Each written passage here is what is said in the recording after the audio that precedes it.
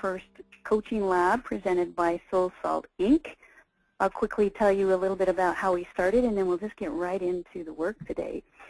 As many of you know, I have a master certification through the International Coach Federation, and I spent a lot of time working not just as a coach, but also as a founder of Ultimate Coach University, which is currently getting its credentials through the International Coach Federation to be an accredited school for coaching. And formerly, SoulSalt Academy was my company that had ACTP status, meaning we were able to have our hours credited over to the ICF. On a personal note, I understand coaching from the inside out. I apply it. I am it. I have a coach at all times. Sometimes I have more than one, so I'm what you might call a coaching geek. And I really love the methodology. I love it so much that I can see it actually manifesting to be more powerful than I ever imagined, and I fell in love with it back in 1997 when I ran into my first coach. And what I'm seeing manifest itself over time is that coaching is starting to replace old means of leading and guiding people that typically were called management. So those of you who are on the call, you are probably here because of many reasons, and they may include a means by which to better manage and communicate with people and to assist them to reach peak performance. Perhaps you're here to learn that for yourself. And if no other reason than you're joining us because you want to increase your ability to be a better communicator, that is a legitimate reason to be on this call. Most of you should have received the handout. In fact, all of you, I believe, will have received the ICF Core Competency Rating Levels.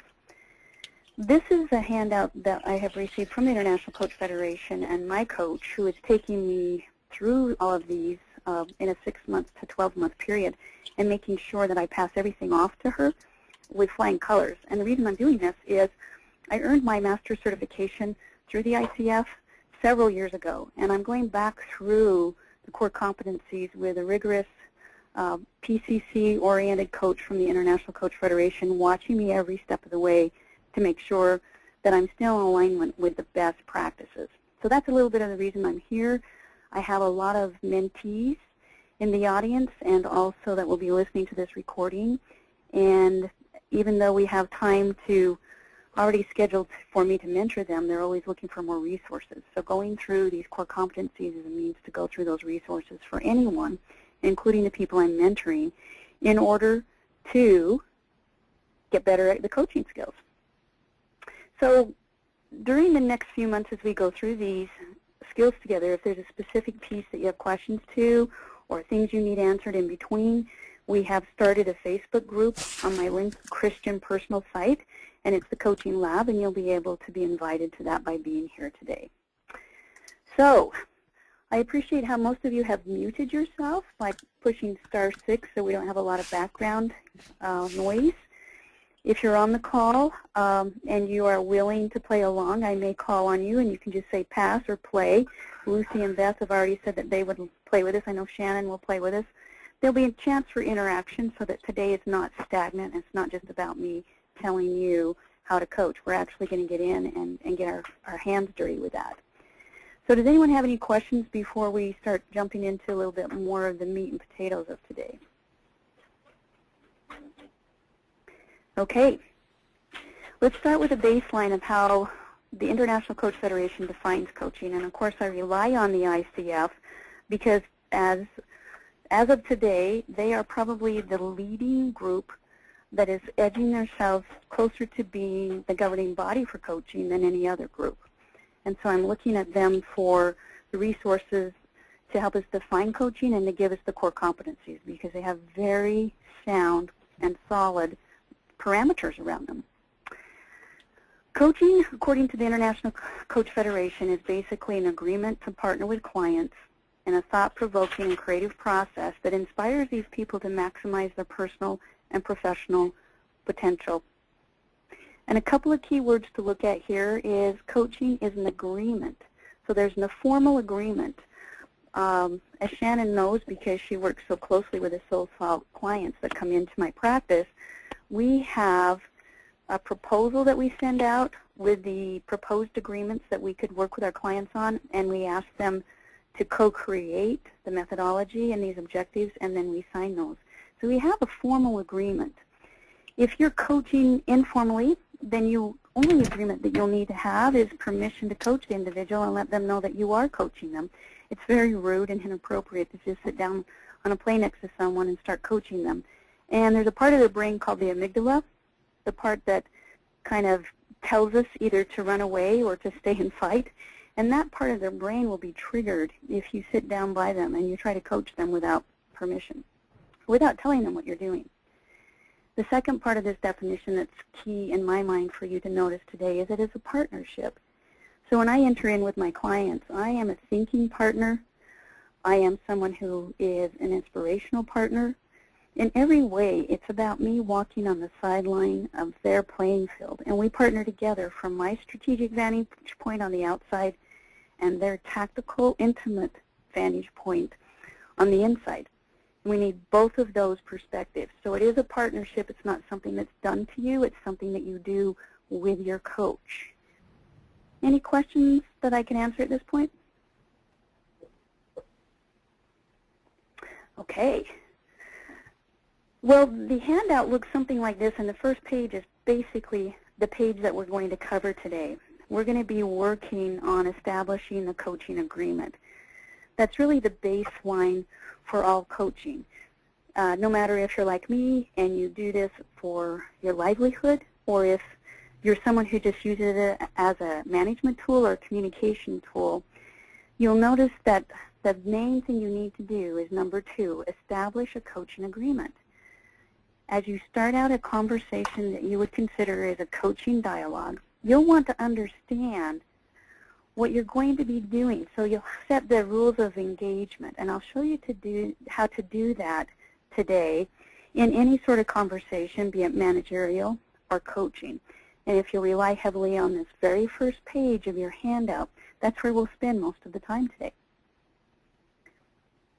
The objective for today comes from my own experience, and this is what I have designed today for. I would like to ask the question of you as attendees today, what can you gain when you have a coaching conversation wherein you set the agenda properly at the beginning of that session? What do you gain from that? And again, as I mentioned just a little moment ago, we're actually going to get our hands dirty with this. We're going to get into it. You're going to hear it. And then I'm going to come back to you toward the end of the session and ask you to tell me what actually was gained. And welcome, Julie. I see you just came into the room, so welcome. Okay. Anybody have any questions about this so far? Okay. So if you'll turn to your handout, let's just go quickly through the gray part of the top of the handout and talk about what we're not looking for today. Then we'll go through number 2, establishing a coaching agreement. As you look at the competency, ethics, and standards, you start to see in the first bullet that we will not be telling the client how or what their agenda should be today. If we do that, we're not coaching, we're consulting. And there's a place for consulting. When you're a consultant, you generally get paid for knowing the answer. So you need to do a lot of telling. Is there anybody out there that could tell us of an example when you needed a consultant and you hired one?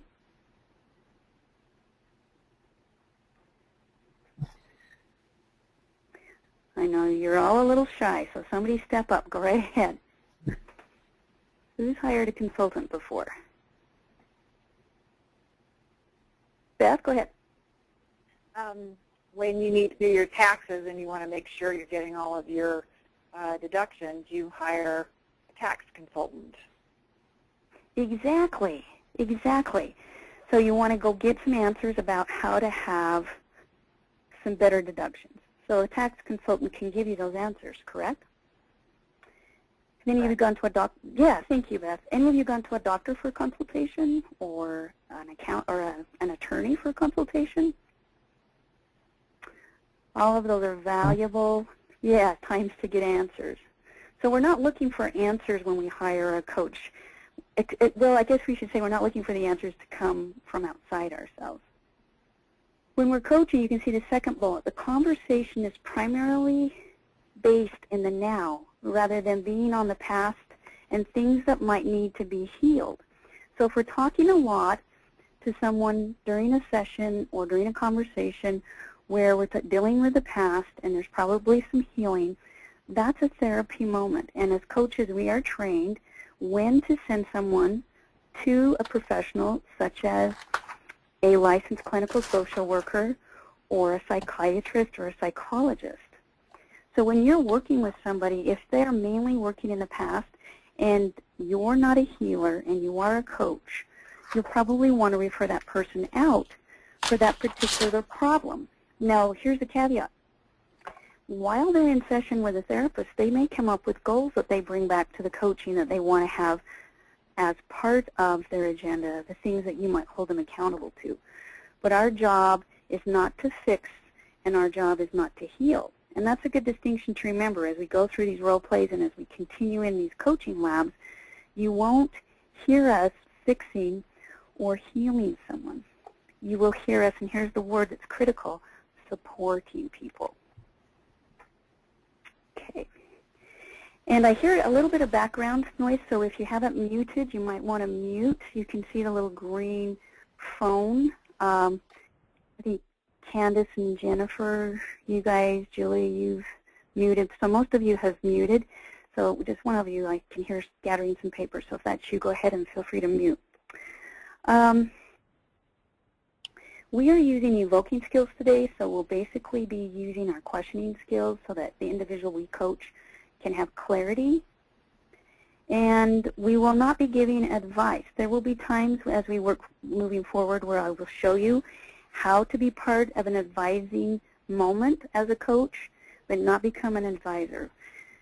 If you step into this gray area in your handout and you use any of those particular pieces that we're being cautioned not to, what happens when we're going through ICF certification loops and jumping through all those hoops is we would not even be considered to advance.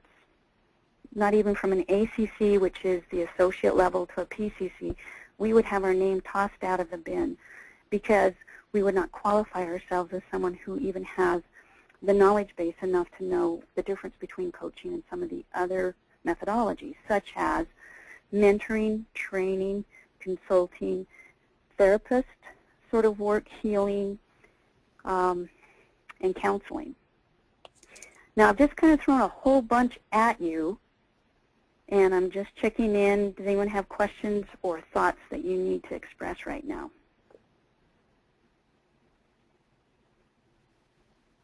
Okay, let's get into a role play so that you can kind of see what's going on. And here's where you want to start taking your own notes. When you start a coaching session, to have it truly set up the agenda for the client and to have it properly teed up, if you will, you'll have two questions you want to start with. And I'm going to give you some ideas of how to ask these questions. And the first one is basically, what is our agenda today? That's one way to just blatantly ask the questions. As you think about us coaching today, what would our agenda be? And that's typically one of the very first questions that a coach will ask someone when they're entering into a coaching session. Hopefully before this point, you've actually taken time to connect and just get to know the individual a little better, or just to get grounded. How was your weekend? How's the family? How are you feeling after last week? Something so you make a connection with human-to-human sort of interaction that we're working toward as a coach and a client. In this case, once you start coaching, you usually tee it up by asking, as you think about our coaching session, what would be our agenda? Another way to ask that is this. As you think about using our time today, what kinds of things would be important for us to discuss? Now, that sounds pretty simple, and for some of you, you might be looking at it and going, wow, that's pretty pedestrian, and it is. Except there's magic in that, because all of a sudden, some of you might start to notice, where does the responsibility for the agenda and the thinking lie? Anyone that's not on mute out there? Where's the responsibility here?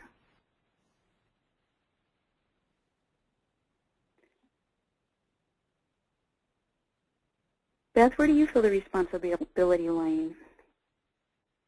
You'll have to unmute there. And that would be Beth's draft. Yeah. Beth, go ahead. On the client. And how did you hear that? Because we asked the client how they wanted to use their time during the session. And so we're not sitting there saying, okay, so this is what we talked about last week. Let's put that out into the ether, or let's put that on the board. So you really invite people to come into it and say, how will we use our time today? Thanks, Beth. The next piece is the second part of setting up the agenda when you're coaching someone. And that is to basically check in with them and ask them, now that you've told us where you want to go today, how will we know if we've reached that? And Beth, you have your hand raised. Go ahead. Did you mean to have your hand raised? No. Beth Strathman? According to my icon, my hand is not raised. Okay, there. All right. So the first question is, how are we going to use the agenda, or use our time? What is your agenda? And the second one is, how will you feel, or what will you experience once we reach that agenda? And again, this may seem really pedestrian. This is one of the reasons that I'm painstakingly taking the International Coach Federation core competencies and narrowing them down, because they are deceptively simple. They seem very easy. And yet, as I mentor and monitor proficiency calls at Ultimate Coach University, I will tell you that 80% of the time I have to remind the students who've actually been through formal training to set the proficiency sessions up this way. So I'd like to demonstrate what happens when we do, because again, we're trying to answer this question, this hypothesis that I've put out there as to what's gained in a coaching session when we set it up properly with these two kind of bookmarks or bookends. And so, Beth, since you may have to leave a little early, would you be willing to play along to start with on this one? Sure. Okay, thank you. So in this case, I'm going to have you be the client, and I'll just start you out and demonstrate how to put these two little bookmarks into the beginning of a coaching dialogue. You ready? Ready. Okay. So Beth, we haven't talked for a while. What's the newest thing happening at Firebrand Consulting and Coaching? Well, new things are, got another client that's still trying to get more. Yay! A new one and filling up the bucket with more. Correct. Congratulations. So, Beth, let's segue into our coaching. As you think about using the time today, what would you like to have on the agenda? Well, I'd like to talk more about my marketing and take a look at maybe some things that I might be missing that I could utilize to get those more clients that I want. Okay. So let's see if I caught that correctly. We would be working on your marketing and kind of look at what you're doing to get clients and maybe where the opportunity is to get even more? That's correct. Okay. Is there anything else on the agenda? No, I think that should fill our time. All right. And it sounds like you're pretty confident in this. So what do you think you're going to have when we finish our session that you don't have now? Well, I think what I'll have are not only better or additional ideas for things I can do, but maybe a better sense of if I'm on the right track with how I'm positioning myself as well. Okay. I heard two things that will tell us if we met our agenda today. Let me play those back. Is that all right? Yep. You'll have additional ideas of how to market yourself, and you'll have a sense of control that you're doing the right things right now. Yes. Did I hear that correct, or do you want to change that? There's a little hesitancy in your voice. Well, I think the control is probably there, but control maybe more specifically directed at or around how I am presenting my business, maybe not necessarily where I'm presenting my business, but how I'm presenting it. My position. Oh. Say that last part again. How I'm presenting really the business. So more it's in addition to the things that I'm doing, it's how I am presenting my business in the market so that I do reach the right or the clients who would be in need of my particular brand of service. Okay. Nice clarification. So you will have a sense of having more ideas, but you'll also know better how you are presenting yourself in front of those key clients. Right. Okay. That's how we'll know if we reached our mark. Right. Okay, Beth, if we can just push pause for a moment and invite the listeners in, I'd be really curious as to what you're hearing in just this very first little slice of coaching in terms of setting the agenda. What's some of the value that you're picking up on?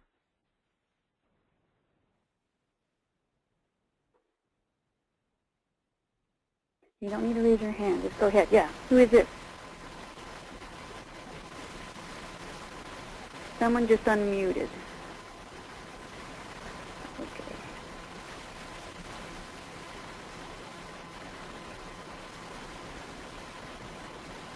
So Beth Bazuli, did you have a comment? For me,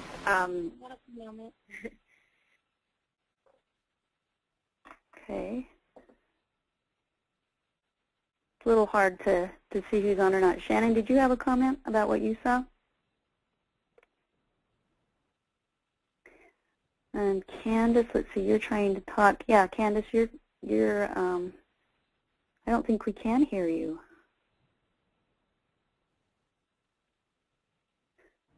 Candace, if you want to go ahead and type in your comment, I'll go ahead and share that. Can you hear me, Lynn? Yes, I can. Shannon, what did you see that was valuable? Well, I just thought the clarification portion of it was valuable, like you said, that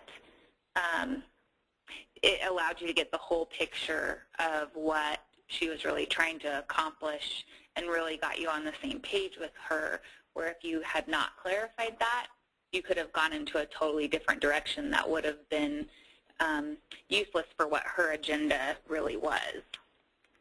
Nice point. And if I can segue off of that, in coaching, we believe that our clients don't need or want us to fix them. We believe that they want us to be partners because of what we now know is being proven by neuroscience, which is we know there are neurons in our clients' brains that can't fire any other way than to be facilitated in some sort of conversation. And most of you on the call will recognize a time in your life when you were talking along with someone and one little piece of your brain, one neuron connected with another neuron, and you had a brand new connection and an aha moment. And you might have been thinking, why didn't I think of that sooner? You can't. There are two rules in our brain waves that tell us if we're emotionally charged by something, we can't think clearly until the emotion is gone, and sometimes that comes from talking to someone about it. And the other instance is that we know that there are some things you can't come up with unless you have another person facilitating, asking questions, holding a safe space for you, and being able to let you stand in a position where you can hear yourself think. So it would be impossible at times to come up with something on your own because our brains need that interaction. Okay, and Candace, I can see it says I'm muted too, but it might just be the age of your computer, so thanks for letting me know that. So, Shannon, thank you. That was excellent. That was an excellent piece there. You're welcome. Yeah. So, now that we're back to Beth. Beth, you wanted to use the agenda today to look at your marketing, to get additional ideas, and then to see if how you're presenting yourself is going to get you the key client. So as your coach, I would just ask you, what are you currently doing to market yourself? Well, I do a monthly blog, and I go to events like networking groups like the Chamber of Commerce After Hours networking that happens once a month for each of the Chamber of Commerce. I go to a couple of them a month in different cities around the valley. And also just networking through people I meet to find, other people they may know if they're not interested in coaching. Okay. So people you meet outside of the networking, your monthly blog, and those are your three main areas. Right. Okay. And do you find one that's giving you more leads than the others? Probably networking through people I know and meet through networking events. So the networking is what's being most profitable. Yeah, so far. So far. Okay. Maybe you could describe, just to get your mind into a nice mindset, I'm curious, how would you describe your main client, the person you're looking for? My main client, it seems to be, and this kind of happens over time, people in organizations who are relatively new to a leadership position or a management position, and they, it's hard, and so they need some guidance and assistance. Okay. And when you're talking to these leadership groups, how do you go about presenting yourself in terms of meeting the needs of this client? Well, I talk about my background in human resources and, how I've worked with a number of leaders throughout my career, and talk to them, try to make that emotional connection with them for what they're experiencing, and how, a coaching engagement with me could help them alleviate whatever uncomfortableness or lack of confidence or whatever it is that they might be feeling. Okay. And of these people who sign up and come into your practice, some of them, go ahead. Of the people who do sign up, what sorts of leadership positions are they currently in? Some of them are like director, VP level. Some of them, I have executive directors of nonprofits. So people who are in an upper leadership position in an organization, whether it's for-profit or nonprofit. Okay. So you've really used the key word here, the word organization, either for-profit or nonprofit, correct? Correct. Okay. And you say that the networking with other people, either network groups or just people that you meet, is bringing you this new leader from organizations. Is that correct? Correct. Beth, have you, in your mind's eye, can you see a number of organizations out there that have a number of leaders they might be advancing?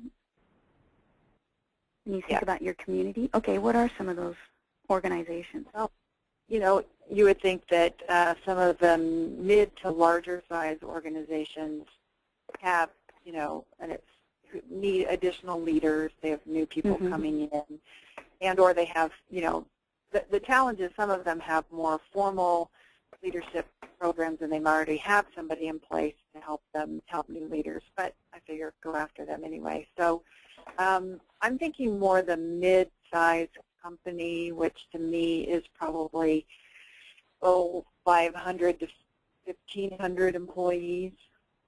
Okay. Somewhere in there. How many qualified mid-sized companies with 500 to 1,500 employees have you qualified as leads on a lead sheet? That's probably something that I need to get better at, because I don't think I'm doing a very good job of tracking that. Okay. Is that something you feel confident you could start doing? Yes, because I think what I need, maybe what I could do is sit down and get some data from Workforce Services on companies in the Valley who are of that particular size. Okay. All right. Let's just sit back in your chair for just a moment and answer one more question, if that's okay. Okay. Beth, as you think about the dream companies that you'd like to be working with their leaders, who comes to mind?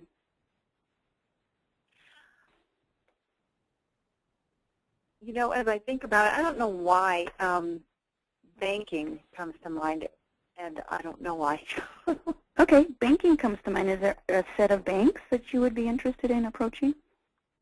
Yeah, there could be some banks around the valley that I could approach. Okay. When you hear yourself say banking, does that seem to be the mid-sized companies, the organizations with 500 to 1,500 sort of employees? Yeah, some of them could be. Some of them, of course, are part of national banks, but national banks. But some of them are more local, more like credit unions maybe, and other smaller banks. Okay. As you think about other places that you kind of have a dream toward working with, does anything else pop into mind? Nothing at this time. You know, I don't think I'm going to be too picky about where I get my clients. Okay. And let's just check on something else. Do you have an elevator speech when you're working with the networking and you're working with groups and just your friends that you use to help them see who you're looking for? I do, but no, don't make me do it on this call. Don't make you do that on the Okay, you have one. You're feeling confident in the one that you use. Yes, and it morphs. You know, I change it as I get better. But the bottom line of it is, I work with those who are currently in charge and help them evolve to those who actually lead. Something like that. Sounds kind of powerful. Yeah, so, you know, I like to think so, but who knows. Do you have a handful of favorite clients that you're having a lot of fun working with? Well, I have fun with all of our clients. But right? Don't we have fun with all of our clients? But, you know, there are some that, you know, who, you know, those who have a sense of humor are always, you know, they're the palatable ones, more palatable. So why did I keep thinking, don't bankers sound boring? I don't know why those are working. Well, as I'm experiencing you, that might be that little judgmental part of you. So, you know, if it came up as an inkling, I might hold you accountable to it. Let's see what happens, okay? Okay. Okay. So just another curious question came up, and as you think about these people that have humor and that you enjoy working with, how are you approaching them for clients like themselves? Well, I always, you know, say, particularly towards the end of our coaching engagement, that if, you know, I really enjoyed working with them, if they know anyone else who they think might be interested in a coaching engagement, to, you know, ask them permission to forward their names to me or whatever. I also ask testimonials from people, so okay, that's what we do. So what would happen if you didn't wait to the end of your time with them to have that conversation?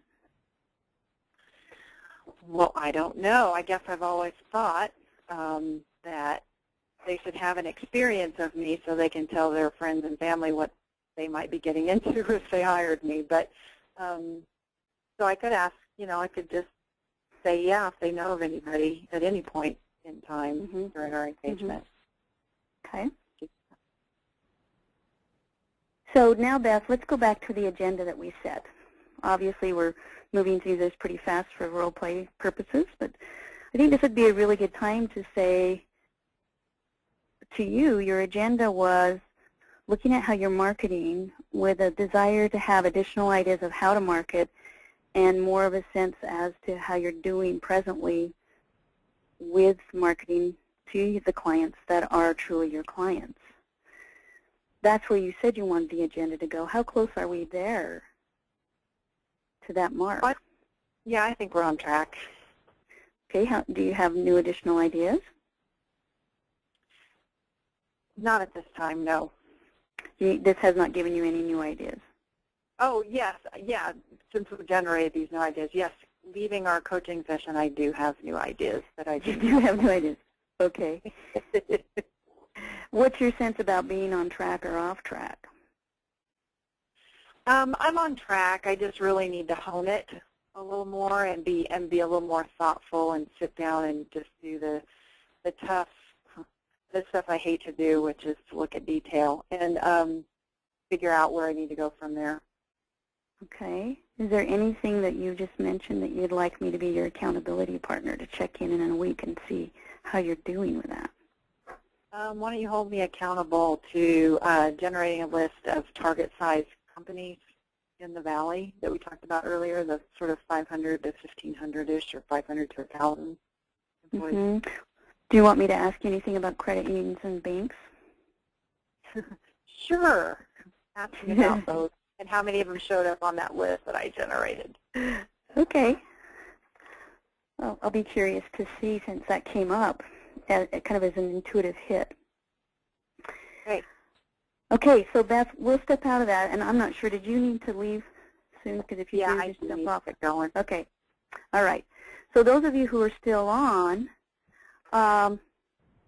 what we're going to ask you to do now is to debrief with us and tell us what did you see happening in terms of the agenda. I know we're getting into some minutia about coaching details, and this is really just taking one core competency about the agenda and breaking it down and seeing if you can see the main two pieces you want to say at the beginning of a coaching session.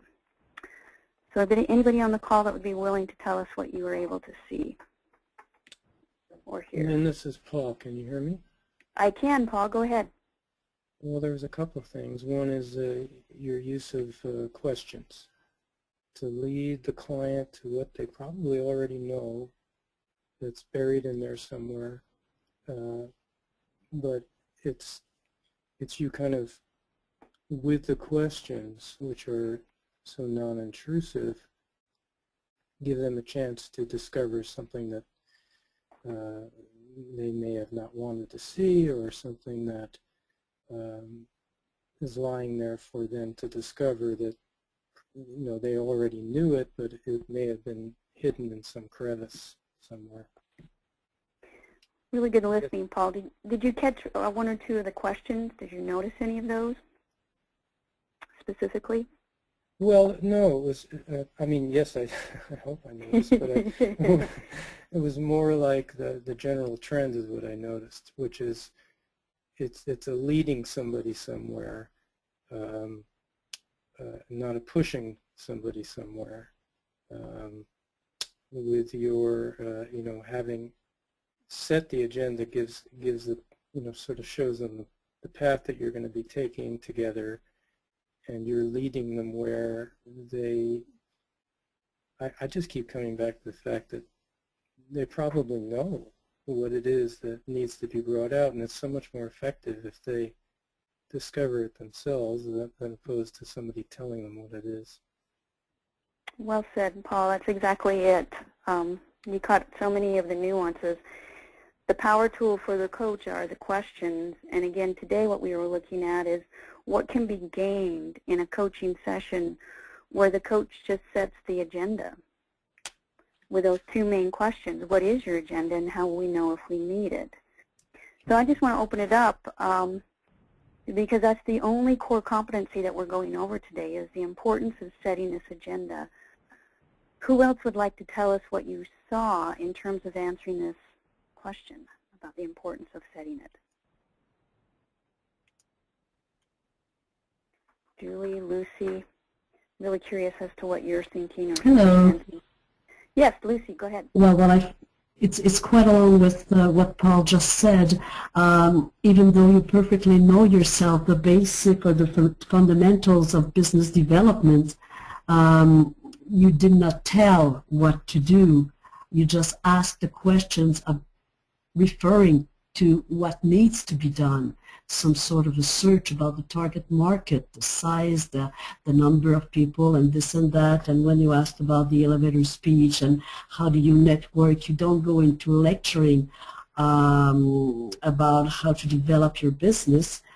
you know the trade, but instead you ask relevant questions.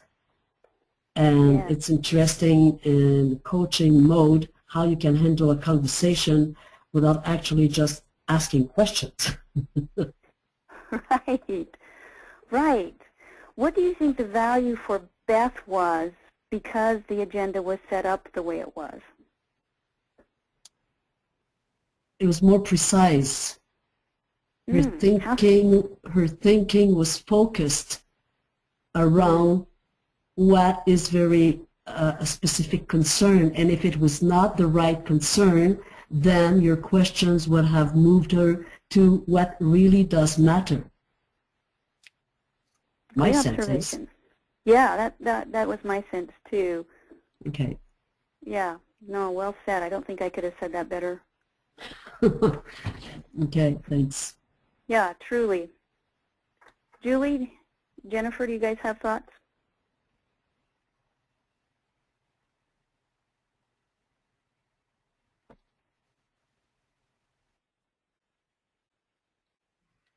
Or Beth Mazzulli? Can you hear me? It's Julie. Lynn. Hi, Julie. Yeah. Can you hear me now?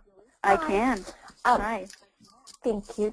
Two takeaways that I got from that was one, that you did not always accept her first answer, which was an obvious act of listening on your part. So you presented the question and you pushed for a little bit more information with a follow-up question. And you also said back to her when she was hesitant. So you wanted to make sure in the beginning when you were setting it up that you were absolutely clear. So from the get-go you set up that you are absolutely listening to everything that she's saying, so that you wanted to make sure you were clear. And then as you went forward with it, sometimes I think there was maybe just a 1 or 2 word answer and you pushed for a little bit more, so you got specifics. So you made, you set up a quantitative answer instead of a how is it going type thing. It was a how is it going and how do you know that it's heading in that direction. So I felt it made, and what was making me think that if that was my question, you would really have to answer in more specifics. Right, right. Okay. Thank you. And Jennifer just wrote in. Jennifer, see if I can read that. One thing you thought was interesting was that even though she says she wants 500 to 1,500 size companies, many of the credit unions have much fewer employees, but you did not correct her or bring that up. And that's right, Jennifer, that was a good point. Because I know she's discovering, and I don't know exactly which banks or credit unions, but that came up intuitively, and I don't know if any of you on the call caught that. She literally said, banking comes to mind, and I don't know why, and then immediately she started to judge it. So as an ongoing conversation with Beth, being a listener and knowing it's her agenda to find these clients and make sure that she's hitting the right market, I don't get to decide if the banking is a right or wrong. And so to your point, Jennifer, I left it open for her because when she's setting her agenda, she has more freedom and will involved in wanting to follow up and try to see if her hypothesis is right. She'll be more engaged.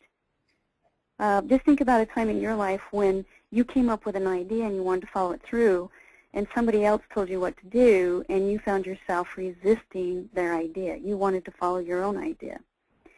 In coaching, we believe that the client has the right to set their agenda. We may challenge them, kind of like you said, Julie. There were times when I just checked, and it wasn't because I doubted her. I was just seeing if there was anything else that would come out as we talked. And yet we kept it right on her agenda, and she has a greater awareness. And that's one of the main points of showing you this today, is that when the client sets the agenda and they tell us what they're going for, it's like we walk over to a wall, we're able to put a coat hanger on it, and now we know what we're going to be placing the conversation on. We're going to be putting everything on this rack that they've asked for. And if they are true clients, they don't need fixing, they're not needing advice or counseling, they will find out their best answers through exploration and through testing. As we go on through these conversations, something to look forward to is yes, there are times when as a coach I need to take off the coaching hat and slip into advisor or slip into guide, but I do that in such a way that you'll get to see in the future that I do that without breaking the coaching stance. And so there's a way to do it and stay in a coaching mode where the client gets the benefit of your thoughts as well as the benefit of their thoughts, and then they're held accountable to what they decide to do with all information that's on the table. So that's what we have to look forward to. That's basically what we had today created for you, as we are dissecting and slicing these core competencies up today so that you can see what happens when you establish the rules of engagement and the agreement based on what the client wants to work on, not what the coach wants to work on. And so the next time we meet next month, we'll work more from what do we do to establish trust and intimacy with a client so we can create a safe, supportive environment. You've seen a few examples of that today. Some of it just comes in setting the agenda. But we'll talk more about empathy and some of the things that we might add into a coaching dialogue that helps build that trust and the safe space. So before we jump off, are there questions or comments that someone would like to make before we end the call? Do you know when the next session will be? Yes, Shannon, do you know when that is? I'll give Shannon a moment here to respond. I believe she's setting them up periodically, but...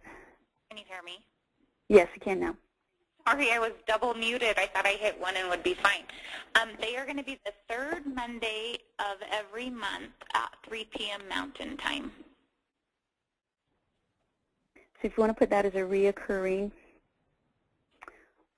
meeting. In the meantime, be sure to friend us online at Soul Salt on Facebook. Become a friend of Soul Salt Inc., or you can follow us on Twitter. Another thing you can do to stay in the conversation is to go to my blog, lynnchristian.com, and sign up for the RSS feed so that you don't miss any of the blogs. And as mentioned at the beginning of this call, if you're here and you've signed up for this sort of workshop that we'll be doing monthly, we'll also invite you to the coaching lab as a private group on my personal Facebook page. And I'll be feeding you more information. There'll be other links so you can actually watch me coaching on video and other sorts of audio programs. And if there's something you would like to share, please connect with me and we'll look over your materials and make it a forum where you can also share some of the things that you're learning in terms of the ICF core competencies. That's basically the structure we'll be following this year, is going through every core competency from the International Coach Federation.